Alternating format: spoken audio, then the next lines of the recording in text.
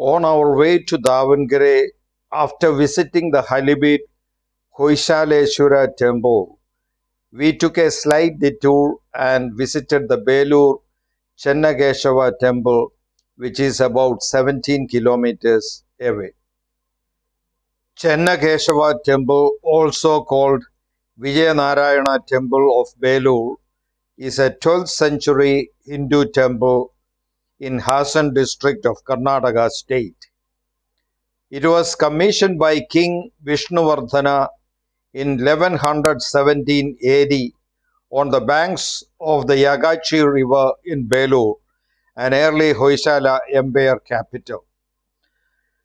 The temple was built over 3 generations and took 103 years to finish. It was repeatedly damaged and plundered during wars, repeatedly rebuilt and repaired over its history. It is about 17 kilometers from Halibut, 35 kilometers from Hassan city, and about 220 kilometers from the state capital, Bengaluru.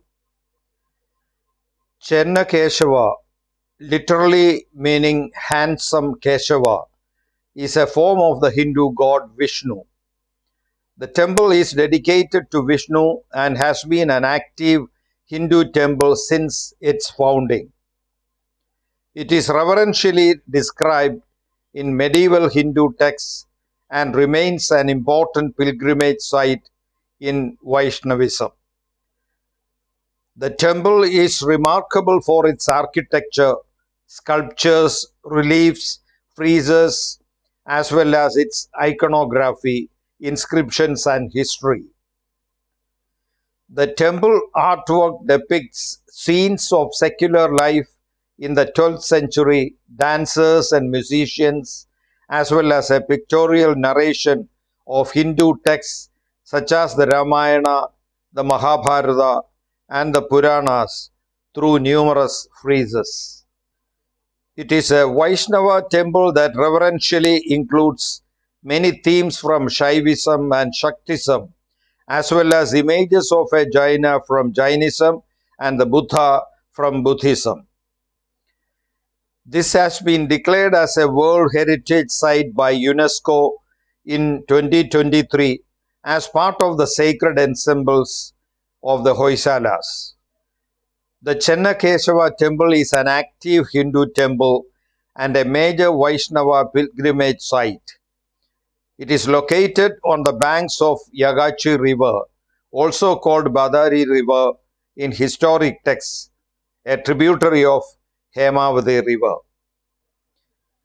Belur is called Beluhar, Velur, or Velapura in old inscriptions and medieval era texts. It was the early capital of the Hoysala kings. The city was so esteemed by the Hoysalas that it is referred to as earthly Vaikuntha, that is Vishnu's abode. One of the Hoysala kings was Vishnuvardhana, who came to power in 1110 AD. He commissioned the Chennakesava temple dedicated to Vishnu in 1117 AD, a temple considered as one of 5 foundations of his legacy. The main Chennakesava temple at Belur was completed and consecrated in 1117 AD, though the complex continued to expand over 100 odd years. Vishnuvardhana moved his capital to Dwarasamudra, now Halibut, famous for the Hoysaleshwara temple dedicated to Shiva. Its construction continued till he died in 1140 AD. His legacy was continued by his descendants. The Hoysalas employed many noted architects and artisans who developed a new architectural tradition. The Hoysala Empire and its capital was invaded, plundered, and destroyed in the early 14th century by Malik Kafur, a commander of the Delhi Sultanate ruler Alauddin Khalji. Belur and Halibid became the target of plunder and destruction in 1326 AD by another Delhi Sultanate army. Historians have found 118 inscriptions in the temple complex dated between 1117 AD to the 18th century, which provide a history of the temple, the grants made to the Chennakesava temple for its upkeep, and the repairs during later times.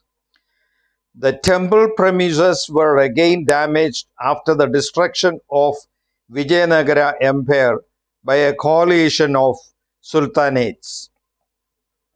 The first repairs were done in 1709 AD, followed by additions in 1717 and 1736. The temple was repaired in 1774 by an officer of Hyder Ali during a period when Hyder Ali was the de facto ruler on behalf of the Wadiyar dynasty. The Chennakesava complex at Belur consists of a 443.5 feet by 396 feet court with several Hindu temples and minor shrines inside a walled compound. The compound is entered from the east through a gopuram added during the repairs of the Vijayanagara Empire era. Chennakesava temple, also called as Keshava temple, is the main temple. It is in the middle of the complex, facing east, in front of the gopuram. Including the improvements added later, it is 178 feet by 156 feet. The temple stands on a wide platform terrace called Jagadi, about 3 feet high. The temple is dedicated to Vishnu in the form of Keshava. The complex has many other small monuments and features such as the Ane Bagilu or Elephant's Gate just south of the Gopuram and a memorial of past destruction in the form of pillars and statues in the northwestern part of the complex. The temple is an Ekakuda Vimana design, meaning single shrine of 10.5 meter by 10.5 meter size. It combines elements of North Indian Nagara and South Indian Karnataka style architecture. The temple stands on an open and wide platform designed to be a circumambulatory path around the sanctum. The temple and platform were without walls, and the platform surrounded an open mandapa following the contour of the temple. Visitors are able to see the ornate pillars of the open mandapa from the platform. Later, walls and stone screens were added, creating an enclosed vestibule and mandapa, providing security but making it dark and difficult to appreciate the artwork inside. The vestibule connects the circumambulatory platform to the mandapa. There is intricate and abundant artwork both on the outside and inside the temple. The temple has a simple Hoysala plan and features one sanctum. The building material used in the Chennakesava temple is chloritic schist, more commonly known as soapstone. A stepped water tank called Kalyani or Vasudeva Sarovara in inscriptions is found in the northeast corner with two stone elephants on its side. Visitors can see numerous artwork during the circumambulation of the temple over the Jagadi platform in horizontal bands. Images of animals, gods and goddesses, Some of them in great details can be seen here. The Navaranga hall has 48 pillars. All except the central four are carved in a unique way. The central four are later additions, added in 1381 AD during the Vijayanagara Empire era to support the internal structure of a damaged temple. The temple is famous for its rendering of Mohini, the female avatar of Vishnu. Some of the Hoysala artists signed their work in the form of inscriptions.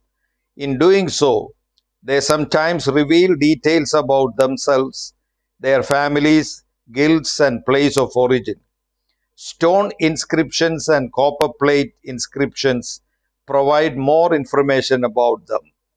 The ancient and historic temple represents the brilliant and astonishing craftsmanship of Hoysala architecture dedicated to Lord Vishnu.